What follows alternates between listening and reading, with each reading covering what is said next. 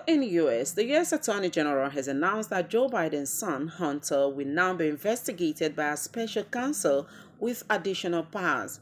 Merrick Garland has elevated the status of David Weiss, the federal prosecutor, who has already filed criminal charges in the case.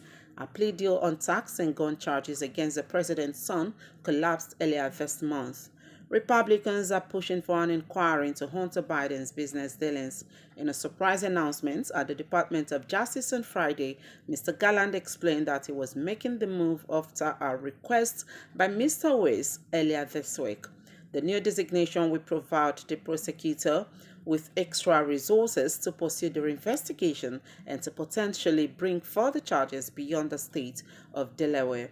Mr. Garland said the special counsel would produce a report when his work was done and that the Justice Department would make as much of it public as was possible.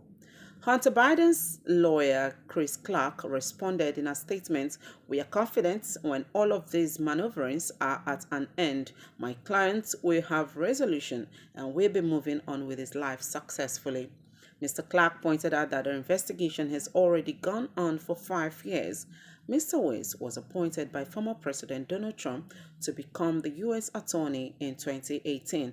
Not long after, in 2019, he opened an investigation into allegations of criminal conduct by Hunter Biden. Now to Hawaii. Fresh evacuations are underway on the Hawaiian island of Maui as flames creep closer to the town of Kaanapali. The order was implemented just hours after residents of nearby Lahaina were permitted to briefly return to take stock of the damage to the fire-ravaged historic town.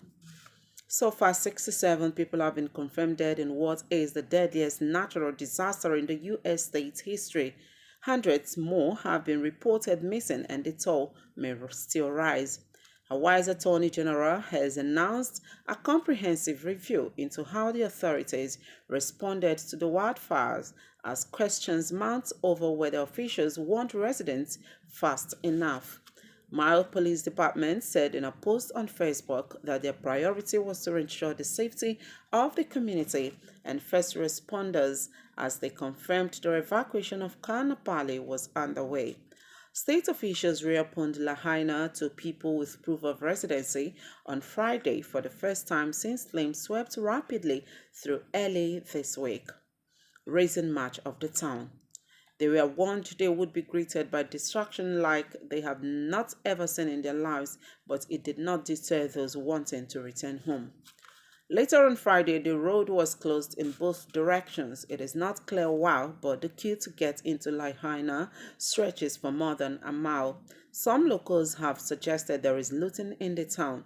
People who have been evacuated with only the clothes on their backs said they were concerned it may be hard to prove their residency. Now to Ukraine, where Ukrainian conscription officials accused of taking bribes and smuggling people out of the country have been sacked in an anti-corruption purge. Volodymyr Zelensky confirmed more than 30 people face criminal charges, with all regional officials in charge of military conscription removed. He said bribery at a time of war is high treason. It comes amid efforts to bolster the armed forces as Ukraine's counteroffensive operation continues. A statement from the president's office said corruption allegations pose a threat to Ukraine's national security and undermine confidence in state institutions. Replacement officials will be chosen from candidates who have battlefield experience and have been vetted by the intelligence service, it continued. Officials taking cash and cryptocurrency bribes or helping people eligible to be called up to fight to leave Ukraine are among the charges, said Mr. Zelensky in a video posted on social media. Ukraine's general mobilization rules all men over the age of 18 capable of fighting are eligible to be conscripted, and most adult men under the age of 60 are prohibited from leaving the country. He said the conscription system is not working decently, adding the way they treat warriors, the way they treat their duties is just immoral. The corruption came to light after an inspection of local army offices. Mr. Zelensky said 112 criminal proceedings against 33 suspects had been launched against regional officials and that abuses had been found across the country. Now to Russia. Russia has warned that military intervention in Niger would lead to a protracted confrontation after regional bloc ECOWAS said it would assemble a standby force. Such an intervention would destabilize the Sahel region as a whole, the Russian Foreign Ministry said. Russia does not formally back the coup, but the U.S., which backs efforts to restore deposed leader Mohamed Bazoum, says its Wagner mercenary group is taking advantage of the instability. On Friday, coup supporters, some waving Russian flags, protested at a French military base near the capital, Leme, some chanting "Down with France, down with ECOWAS." Both France and the US operate military bases in Niger, and they have been used to launch operations against jihadist groups in the wider region. Military officials from ECOWAS countries are reportedly set to meet on Saturday to draft plans for a military intervention. The bloc has said it remains open to finding a diplomatic solution to the crisis, but Nigeria's President Bola Tinubu said on Thursday that no option is taken off the table, including the use of force as a last resort. The U.S. has not explicitly backed military action but has called on the junta to step aside and allow the restoration of the country's democratic constitution. The Niger junta has not responded to the latest statements from ECOWAS leaders. Meanwhile, fears are growing for the health and safety of Mr. Bazoum, who has been held captive since the military seized power on July 26. Now to Italy. A planned cage fight between tech leaders Elon Musk and Mark Zuckerberg could now take place in Italy and have an ancient Rome theme. In the story's latest twist, Italy's culture minister on Friday says that he had spoken to Mr. Musk about hosting the showdown as a charity event. The billionaire CEOs of Tesla and Meta, formerly Facebook, have been goading each other into the fight since June. If it goes ahead, millions are expected to be donated to Children's Hospital. However, Mr. Zuckerberg has said no date has been agreed so far. Detailing his vision on social media platform X, previously known as Twitter, Mr. Musk said he had spoken to both Italy's Prime Minister and its Culture Minister. They have agreed on an epic location, he wrote. Everything in camera frame will be ancient Rome, so nothing modern at all. However, the capital Rome and its iconic Colosseum, where legendary gladiators fight, were held in ancient times, have been ruled out. Italy's culture minister Gennaro Sangiuliano said in a statement that the great charity event would resonate with the country's historical significance while also preserving its cultural heritage.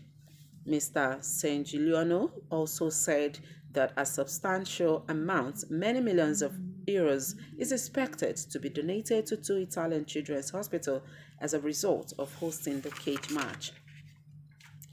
Now to Yemen, where a floating time bomb oil tanker left adrift in the Red Sea has successfully been drained of its cargo, the UN says. A vessel was abandoned off Yemen in 2015 after war broke out with more than 1 million barrels of oil on board. It was feared the deteriorating FSO Safer could explode or break apart, causing a major spill. The UN said environmental disaster had been averted, but it is unclear how the oil sale will be agreed between warring sides. German Foreign Minister Annalena Baerbock said the international community had defused a floating time bomb and prevented a potentially enormous environmental and health disaster. The UN led a $120 million fundraising effort to secure the decaying ship and buy another tanker to take the recovered oil. It took 18 days to complete the transfer in a stretch of water where naval mines were known to be located. The FSO Safer was constructed in 1976 and was carrying more oil than was spilled in the 1989 Exxon Valdez disaster when it was left at sea. It is anchored near the Ras Issa oil terminal, which is controlled by Yemen's rebel Houthi movement. The group is still fighting a Saudi-led coalition in a conflict that has devastated much of the country. Work is set to begin on the difficult task of decontaminating and scrapping the vessel, but the fate of the recovered oil, which is majority owned by Yemeni state firm Sepok, may prove even more complex to resolve. There is no agreement on how profits from the oil sale will be shared among warring groups.